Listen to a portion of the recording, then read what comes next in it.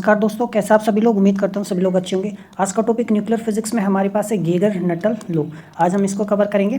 तो let's see what we will study in today's lecture. We will see the introduction of Geiger Nuttall law, then we will see its statement and will see its different form. ठीक है, then we will have graphical representation of Geiger Nuttall law. Graphical representation को जानेंगे, समझेंगे। Then we will see its limitations. ठीक है ना, तो Geiger Nuttall law की क्या लिमिटेशंस है उसको हम जानेंगे। समझ में आई चीज़ें। आपका कोई डाउट हो तो आप मुझे कमेंट बॉक्स में बता सकते हैं, मैं पूरी कोशिश करूँगा उसको सोल्व करने की। तो देखो, प्रीवियस लेक्चर में मैंने अल्फा डीके के बारे में पढ़ा है आपको। ठीक है, अल्फा डीके के बारे में हमने पढ़ा है, गेगर लॉ के बारे में मैंने पढ़ा है आपको। तो आप इन प्रीवियस लेक्चर को देख सकते हैं जाके न्यूक्लियर फिजिक्स में, आपको काफ़ी कुछ चीज़ें समझ में आएंगी और ये लेक्चर और ज़्यादा आप ग्रैस्प कर पाओगे। ठीक है ना। तो देखो 1911 में ना हैंस गेगर ने और जॉन मिडल ने कुछ चीज़ें डिस्कवर की। उन्होंने ना एक्सपेरिमेंटल ऑब्जर्वेशंस में ये देखा कि जो रेंज होती है अल्फा पार्टिकल की, ठीक है, और डिसइंटीग्रेशन कांस्टेंट कह लो या हाफ लाइफ। ठीक है ना, क्योंकि हम जानते हैं डिसइंटीग्रेशन कांस्टेंट क्या होता है, इस फॉर्म में हम लिख सकते हैं। ठीक है ना, ये तो होता है। तो यदि मैं डिसइंटीग्रेशन कांस्टेंट बोल रहा हूँ तो हम उसको हाफ लाइफ के फॉर्म में भी लिख सकते हैं। तो उन्होंने क्या जाना, गेगर और नडल ने क्या देखा कि रेंज, ठीक है ना, और डिसइंटीग्रेशन कांस्टेंट के बीच में कुछ रिलेशन आ रहा है। ठीक है ना, उन्होंने बहुत सारे एक्सपेरिमेंट्स किए। ठीक है, और उन एक्सपेरिमेंट्स में उन्होंने बहुत सी चीज़ों को ऑब्जर्व किया। तो रेंज और डिसइंटीग्रेशन कांस्टेंट या हाफ लाइफ के बीच में क्या आ रहा है, कुछ रिलेशंस है। ठीक है, समझ में आई चीज़ें। तो they discovered an empirical relationship, ठीक है, between range of alpha particle and disintegration constant of naturally alpha active substances emitting them. तो उन्होंने ना एक्चुअली जो 3 रेडियोएक्टिव सीरीज है, ठीक है ना, 3 रेडियोएक्टिव जो नेचुरली ओकरिंग 3 रेडियोएक्टिव सीरीज है, उनको स्टडी किया और उन्होंने पाया कि रेंज जो है अल्फा इमिटिंग जो अल्फा पार्टिकल इमिट हुआ है। ठीक है, तो जब अल्फा पार्टिकल इमिट होगा तो किसी मीडियम में ट्रेवल करेगा, चाहे वो एयर हो या कोई और अदर मीडियम हो। ठीक है, तो यदि अल्फा पार्टिकल उस मीडियम में ट्रेवल करेगा, ठीक है, उसके बाद मैंने प्रीवियस लेक्चर में बताया था एक सर्टेन डिस्टेंस ट्रेवल करता है, फिर क्या हो जाता है, उसकी काइनेटिक एनर्जी खत्म हो जाती है, तो वो रेस्ट में आ जाता है और न्यूट्रल बन जाता है, तो फर्दर नहीं ट्रैवल करता। ठीक है, समझ में आई बात। तो ये उसकी कुछ ना कुछ क्या होती है, रेंज होती है। और अल्फा पार्टिकल है तो इसका कुछ ना कुछ सोर्स होगा जिससे इमिट होगा। ठीक है ना, तो समझ में आया। तो इस सोर्स से जिससे इमिट हुआ कुछ ना कुछ हमारे पास डिसइंटीग्रेशन कांस्टेंट आएगा या कुछ ना कुछ हाफ लाइफ आएगी इस सोर्स की। तो और ये जो क्या हो गया, रेंज। ठीक है, तो इनके बीच में एक रिलेशनशिप है, उसी रिलेशनशिप को गेगर और नटल ने डिस्कवर किया था। ठीक है ना, उन्होंने एम्पेरिकल इसको बारे में बताया। तो उनकी मेजरमेंट्स ने ये पाया जो अल्फा इमिटर्स हैं, ठीक है ना, विद लॉन्ग रेंज, मतलब कुछ अल्फा पार्ट देखो अलग अलग सोर्स होंगे। ठीक है, मैंने प्रीवियस लेक्चर में भी बताया। तो अलग अलग रेंज के अल्फा पार्टिकल इमिट करते हैं। ठीक है ना, कोई अल्फा पार्टिकल ज़्यादा दूरी ट्रैवल करता है, कुछ कम करता है। तो जो अल्फा इमिटर्स यानी ये जो सोर्स हो गया, ठीक है, यदि लॉन्ग रेंज का है या कहीं हाई एनर्जी अल्फा पार्टिकल्स है, तो जितनी ज़्यादा एनर्जी का अल्फा पार्टिकल इमिट होगा उतनी ज़्यादा रेंज कवर करेगा। तो alpha emitters with long range have short half life. समझ में उल्टा हुआ है, तो long range alpha particles have shorter half life. उन्होंने ये चीज़ देखा, ठीक है, एक्सपेरिमेंटली। और ये दूसरा क्या, जिनका शॉर्ट रेंज है या लो एनर्जी उन अल्फा पार्टिकल्स के दी है, तो उनकी हाफ लाइफ क्या है, लॉन्गर हाफ लाइफ है। समझ में आया। ठीक है, ये है, तो ये चीज़ है। तो इसके बारे में गेगर नटल ने बताया। तो स्टेटमेंट यदि उनको हम लिखे तो स्टेटमेंट क्या होगा, तो गेगर नटल स्टेट्स दैट जो डिके कांस्टेंट है या हाफ लाइफ जो है अल्फा मीटर की, वो रेंज के साथ रिलेटेड है।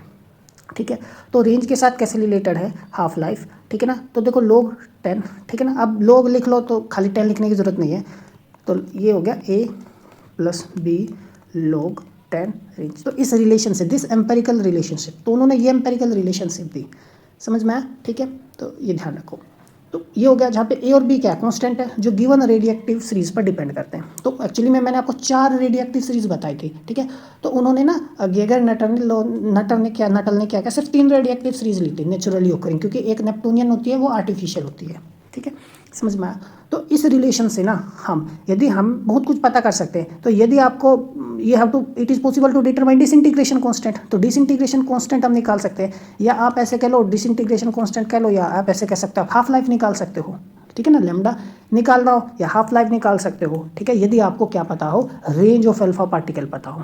ठीक है ना, समझ में, हमें पता है एक्यूरेटली कितना रेंज है, तो हम डिसइंटीग्रेशन कांस्टेंट निकाल सकते हैं या हाफ लाइफ निकाल सकते हैं। ठीक है, तो this is the importance of Geiger Nuttall law. समझ में। अब इसको देखो हम एनर्जी की फॉर्म में भी लिख सकते हैं। ठीक है ना, तो एनर्जी की फॉर्म में देखो रेंज जो होता है, it is in directly proportional to energy 3⁻²। ये मैंने कल के लेक्चर में बताया था आपको, गेगर लॉ में जो पढ़ा था। ठीक है, तो देखो हम इसको किस तरीके से लिख सकते हैं। तो हमारे पास देखो log लैम्डा, ठीक है, is equal to a + b लोग। तो एनर्जी 3⁻² है, ये 3/2 आगे आ जाएगा समथिंग, है ना, मैं ई लिख सकता हूँ। तो ये कुछ ना कुछ अलग कांस्टेंट बन जाएगा। तो यहाँ पे सी और डी कोई अलग कांस्टेंट आएंगे, ठीक है ना, सिंपल मैथमेटिक्स हो गया ना। आप रेंज की जगह क्या लिख रहे हो, 3⁻3/2, तो आप हमने वो लिखा 3/2 समथिंग कुछ आगे आ गया, ये कांस्टेंट्स चेंज हो जाएंगे हमारे पास, ठीक है ना।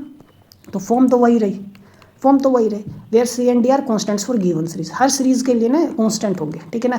अब एक्टिनियम सीरीज के लिए अलग होंगे, यूरेनियम सीरीज के लिए अलग होंगे, ठीक है, ये ध्यान रखना। तो ये ईयर भी कॉन्स्टेंट रेडियोएक्टिव सीरीज पर डिपेंड करते हैं।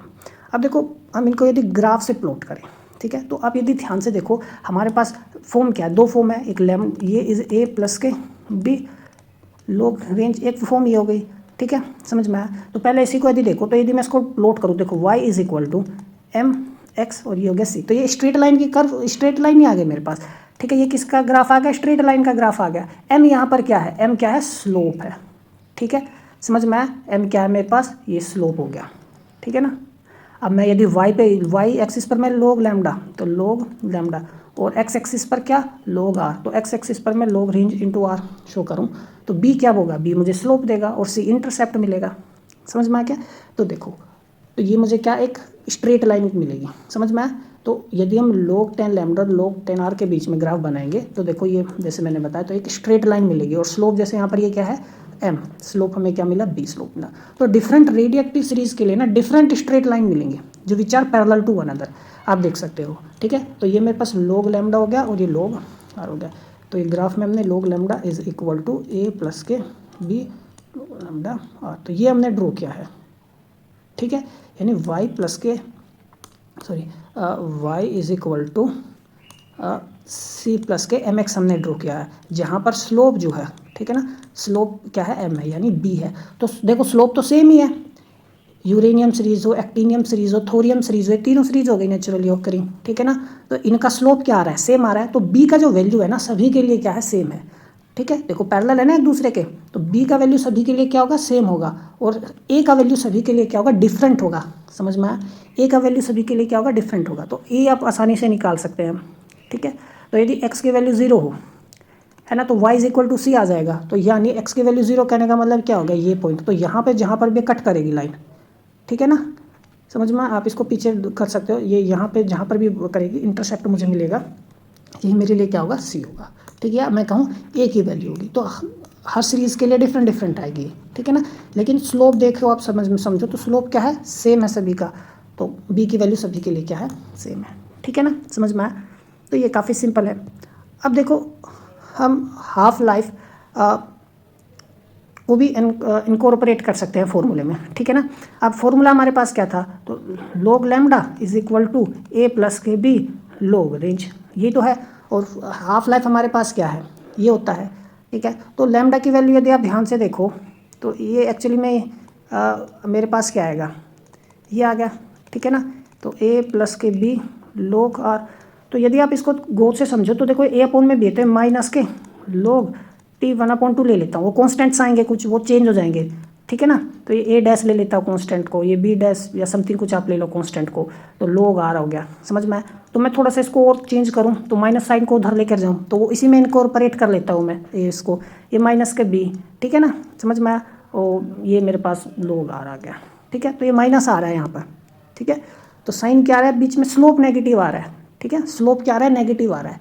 तो जब हम रिलेशनशिप को देखो, ये तो इंटरसेप्ट है, ये नेगेटिव पॉजिटिव हो, हमें इससे कहीं लेना देना नहीं, आ सकता है, ठीक है ना। बी हमारे पास यहाँ पे देखो, जब माइनस साइन में उधर लेकर जाऊँगा तो माइनस आएगा, तो स्लोप में नेगेटिव आ रहा है, स्लोप हमेशा नेगेटिव आएगा, ठीक है ना। तो यदि मैं लोग हाफ लाइफ और रेंज के बीच में ग्राफ बनाऊँ, तो जो स्ट्रेट लाइन होगी वही मिलेगी मुझे। तो देखो वही तो है, y इज इक्वल टू सी, ठीक है ना, प्लस के एम एक्स, तो m क्या है, माइनस बी है, तो स्लोप क्या आ रहा है, नेगेटिव स्लोप आ रहा है, ठीक है। और रेंज हम जानते हैं directly proportional to energy 3⁻², previous lecture में मैंने बताया था आपको। तो सिमिलर, अब कॉन्स्टेंट्स बदल जाएंगे, सी डी ले लो, ठीक है ना, समझ में आया। वही चीज़ है यहाँ पर, ठीक है, ये हो गया, इस फॉर्म को हमने इस्तेमाल किया है, तो कॉन्स्टेंट्स चेंज हो गए, आ गया। तो स्लोप क्या आएगा हमारे पास, नेगेटिव आएगा। तो स्लोप नेगेटिव कब आ रहा है, ठीक है ना, यदि हम लोग टी वर्सेस लोग रेंज का ग्राफ बनाए, ठीक है, या हाफ लाइफ, लोग हाफ लाइफ वर्सेस लोग एनर्जी ऑफ अल्फा पार्टिकल का ग्राफ बना है, इस केस में हमारे पास स्लोप क्या आता है, नेगेटिव आता है। ये बात ध्यान रखना, ठीक है ना। यदि स्लोप हमारा, यदि हम लोग लैम्डा वर्सेस लोग रेंज, या हम कहें लोग लैम्डा वर्सेस लोग एनर्जी के बीच में ग्राफ बनाएंगे, तो उस केस में स्लोप क्या आएगा, पॉजिटिव आएगा, ठीक है। तो आप देख सकते हो हमारे पास जो ग्राफ बना है सिंपली, ठीक है ना, तो ये स्लोप आ रहा है, तो देखो स्लोप क्या आ रहा है, नेगेटिव आ रहा है, ठीक है ना, समझ में आया। तो ग्राफ से हम देख सकते हैं, मैंने यहाँ पे रफली ये बनाया है, ठीक है। स्लोप्स क्या है, नेगेटिव है, समझ में आया। अब बात करते हैं देखो लिमिटेशंस की, क्या क्या लिमिटेशंस हैं, ठीक है ना। तो ये काफ़ी इंपॉर्टेंट है लिमिटेशंस, क्योंकि देखो काफ़ी बच्चों को ना ये लिमिटेशंस पता ही नहीं होती है, बस वो गीगर नटल पढ़ लेते हैं, ठीक है ना, ये मेन कंसेप्ट उनको नहीं पता होता। तो देख बात करते हैं हम डिपेंडेंस ऑन, ठीक है ना, 1/√* of kinetic energy of alpha particle, ठीक है। तो देखो जो ओरिजिनल गीगर नटल लॉ है, ठीक है, वो एक अप्रोक्सीमेट डिस्क्रिप्शन बताता है variation of half life with alpha energy. तो वो क्या बताता है, हाफ लाइफ का ये तो हमारे पास है C+K_D, और ये लॉग एनर्जी ये हमारे पास है गीगर नटल लॉ, एनर्जी की फॉर्म में, देयर हाफ लाइफ की फॉर्म में लिखना, तो एक ओरिजिनल फॉर्म यही है, ठीक है, समझ में आया। अच्छा, log lambda is equal to A+K_B log range, ये हमारे पास रेंज की फॉर्म में हो गया।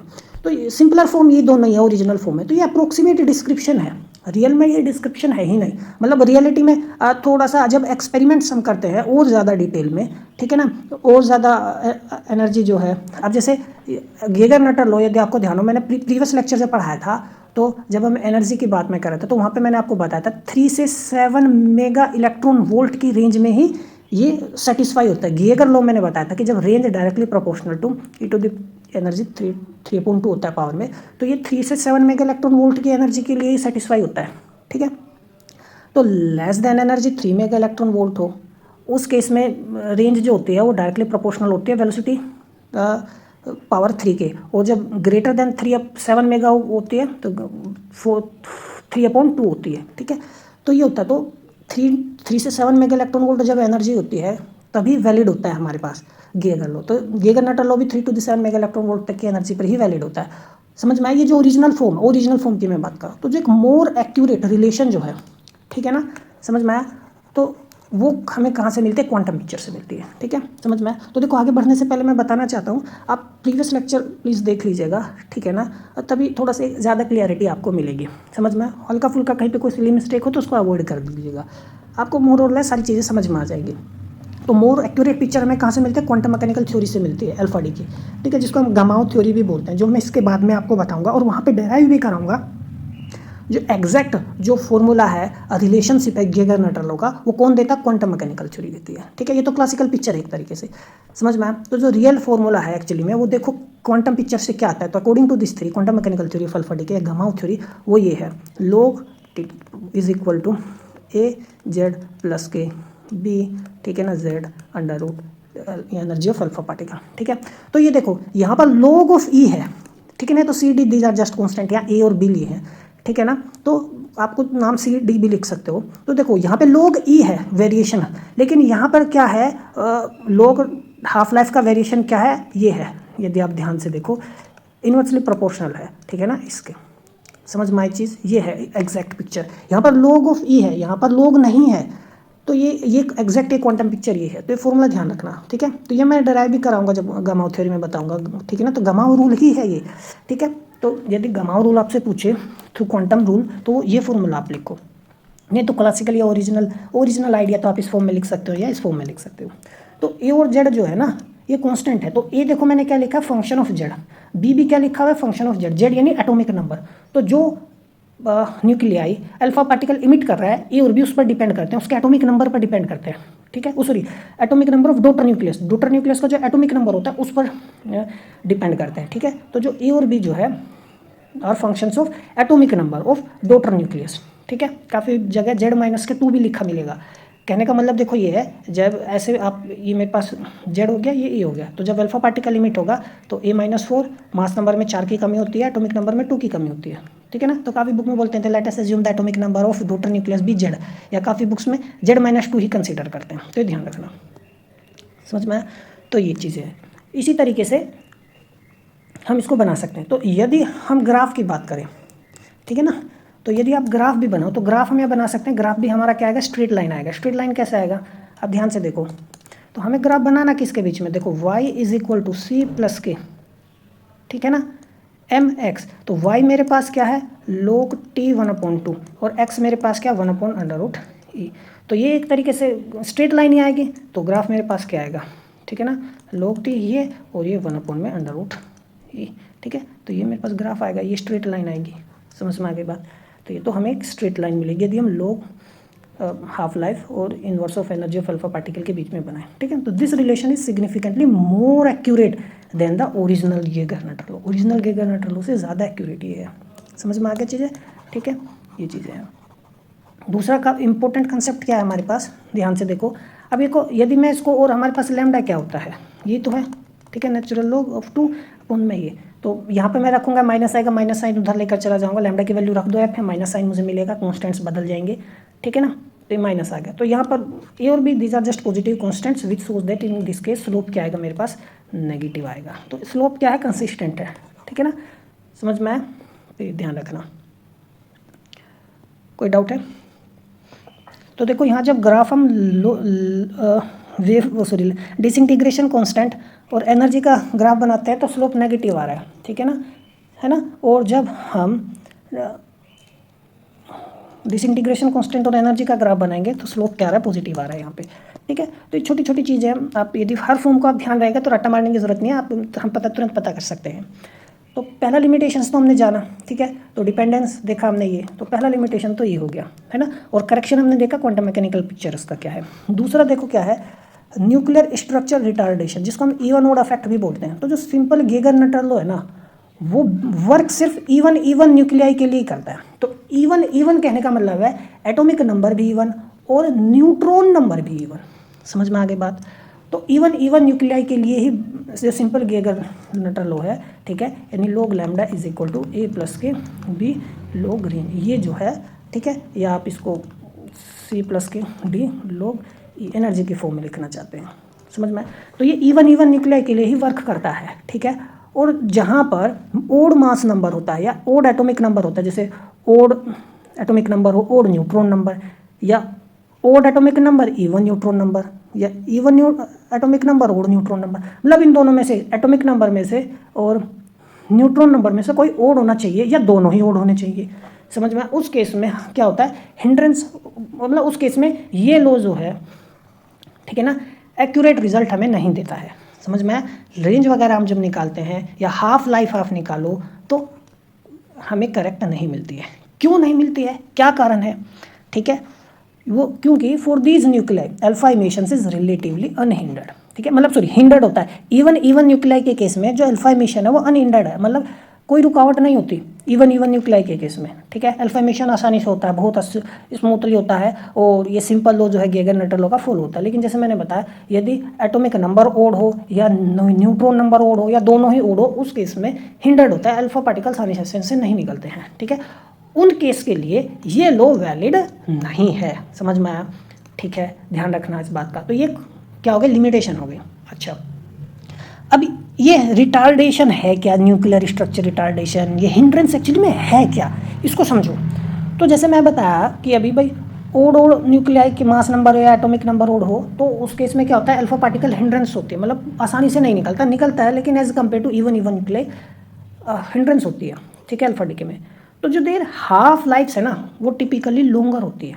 मतलब जिन न्यूक्लियाई का एटॉमिक नंबर ओड हो या न्यूट्रॉन नंबर ओड हो या दोनों ही ओड हो, उन न्यूक्लियाई का जो हाफ लाइफ होता है ना, वो अल्फा डीके करते हैं ना वे न्यूक्लियाई, तो उनका जो हाफ लाइफ है ना वो लॉन्गर होता है बाय फैक्टर ऑफ 100। तो जब हाफ लाइफ लॉन्गर है, ठीक है ना, तो देखो हाफ लाइफ लॉन्गर है तो लैम्डा की वैल्यू क्या आएगी, कम आएगी। यानी लैम्डा एक्चुअली में है क्या, डिसइंटीग्रेशन कांस्टेंट है, या मैं कहूँ probability of alpha decay per unit time. तो ये क्या है, प्रोबेबिलिटी पर यूनिट टाइम है, तो ये ज़्यादा है हाफ लाइफ, तो प्रोबेबिलिटी पर डीके तो कम आ गया। तो यानी जो डीके रेट है, उस जो प्रोबेबिलिटी ऑफ डीके है पर यूनिट टाइम अल्फा की, वो कम हो गई, प्रोबेबिलिटी ऑफ डीके कम हो गया। यानी प्रोबेबिलिटी ऑफ डीके कम होने का मतलब हिंड्रेंस हो रही है। तो उस केस में ये सिंपलर लो, मतलब जो ये लो होता है गेगर-नटर लो, ये ठीक से काम नहीं कर रहा है एक तरीके से, ठीक है।